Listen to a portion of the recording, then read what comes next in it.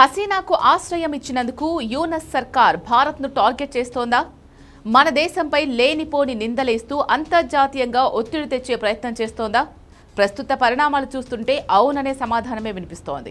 ఎప్పుడో 2009లో జరిగిన రైఫిల్స్ తిరుగుబాటుకి హసీనానే కారణమని ఆరోపించిన ఢాకా ఆ వివాదంలోకి భారత్ను కూడా లాగే ప్రయత్నం చేస్తోంది. రైఫిల్స్ తిరుగుబాటు సమయంలో 921 మంది భారతీయులు బంగ్లాదేశ్లోకి చొరబడ్డారని, వాళ్లల్లో 67 మంది ఎక్కడ ఉన్నారో ఇప్పటికీ తెలియదంటూ ఫేక్ రిపోర్ట్ తెరపైకి తెచ్చింది. ఆ నివేదిక ఇచ్చింది ఎవరో కాదు, 2001లో 16 మంది బీఎస్ఎఫ్ జవాన్లను ఊచకోత కోసిన నరరూప రాక్షసుడు ఫజ్లుర్ రెహమాన్. ఇంతకు ఎవరి ఫజ్లుర్ రెహమాన్? 2009 రైఫిల్స్ తిరుగుబాటును ఇప్పుడే ఎందుకు తెరపైకి తెచ్చాడు? టాప్ స్టోరీలో చూద్దాం.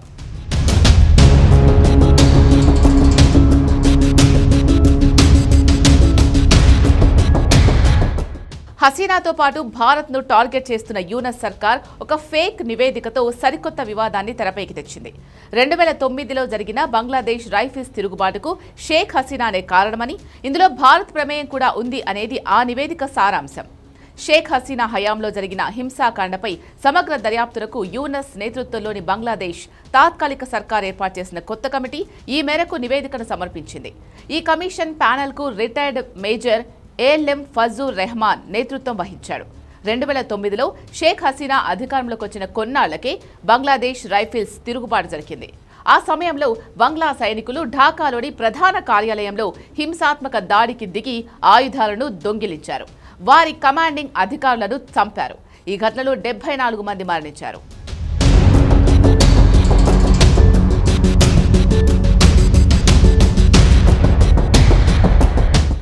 తాజా నివేదికలో హసీనా స్వయంగా తిరుగుబాటుకు గ్రీన్ సిగ్నల్ ఇచ్చారని ఆరోపించారు. నాడు అవామీ లీగ్ ఎంపీగా ఉన్న ఫజ్లే నూర్ టాపోష్ నేతృత్వంలోనే ఈ దమనకాండ జరిగింది అన్నారు. పైగా తిరుగుబాటులో భారత ప్రమేయం ఉందని పేర్కొన్నారు. తిరుగుబాటు సమయంలో 921 మంది భారతీయులు బంగ్లాదేశ్లోకి చొరబడ్డారని, వాళ్లల్లో 67 మంది ఎక్కడ ఉన్నారో ఇప్పటికీ తెలియదు అని నివేదికలో పేర్కొన్నారు. నిజానికి హసీనా ప్రభుత్వ హయాంలో రైఫిల్స్ తిరుగుబాటుకు సైనిక వేతనాలు గత ప్రభుత్వంలో వాళ్ల దీనావస్థలే కారణమని ప్రకటించుకుంది. అయితే ఫజ్లుర్ కమిషన్ మాత్రం దానిని అంతర్గత కుట్రగా అభివర్ణించింది. హసీనా ప్రభుత్వం సైన్యాన్ని బలహీనపరిచి తన పవర్లో కొనసాగాలి అనే ఉద్దేశంతో తిరుగుబాటును ప్రోత్సహించిందని పేర్కొంది. ఆమెకు మద్దతుగా భారత్ బంగ్లాదేశ్లో అస్థిరత సృష్టించడానికి ప్రయత్నించిందని ఆరోపించింది. ఈ నివేదిక తయారు చేసిన ఫజ్లుర్ రెహమాన్ ఎవరో కాదు. ఆపరేషన్ సింధూర్ సమయంలో భారత్ కనుక పాకిస్తాన్పై దాడి చేస్తే తాము ఈశాన్య రాష్ట్రాలను ఆక్రమించుకుంటాం అంటూ హద్దుమీరింది ఇతడే.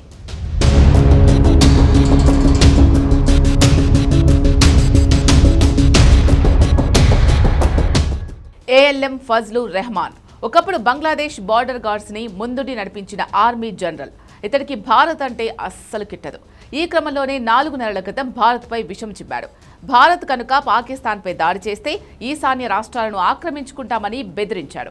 అంతేకాదు, ఈ విషయంలో చైనాతో ఉమ్మడి సైనిక వ్యవస్థపై చర్చలు ప్రారంభించడం చాలా అవసరమని పేర్కొన్నాడు.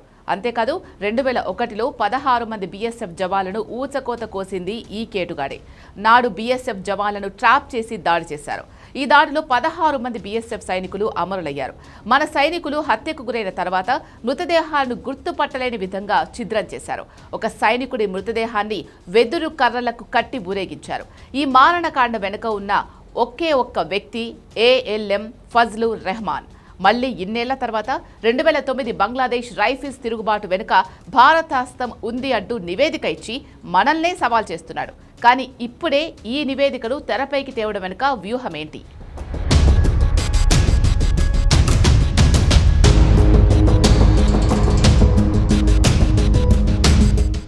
భారత్లో సేఫ్గా ఉన్న హసీనాను ఏదో ఒక రకంగా తమ దేశానికి రప్పించాలి. తర్వాత ఉరి తీయాలి. అది కూడా 2026 ఫిబ్రవరి లోపే జరగాలి. ఎందుకంటే 2026 ఫిబ్రవరిలోనే బంగ్లాదేశ్లో ఎన్నికలు జరగబోతున్నాయి. ఆ లోపు హసీనా అడ్డు తొలగించుకుంటే యూనస్ పని తేలికవుతుంది.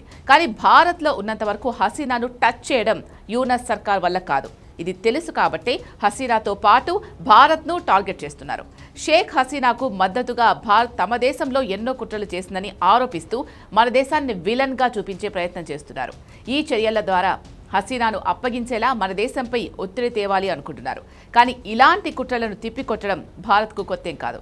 కాబట్టి ఎప్పుడో ముగిసిపోయిన రైఫిల్స్ తిరుగుబాటు కహానీని ఎన్నిసార్లు తెరపైకి తెచ్చినా ఒరిగేదేముండదు. పైగా ఈ ప్రయత్నాలు భారత్ బంగ్లాదేశ్ మధ్య ఉద్రిక్తతలను మరింత పెంచుతాయి.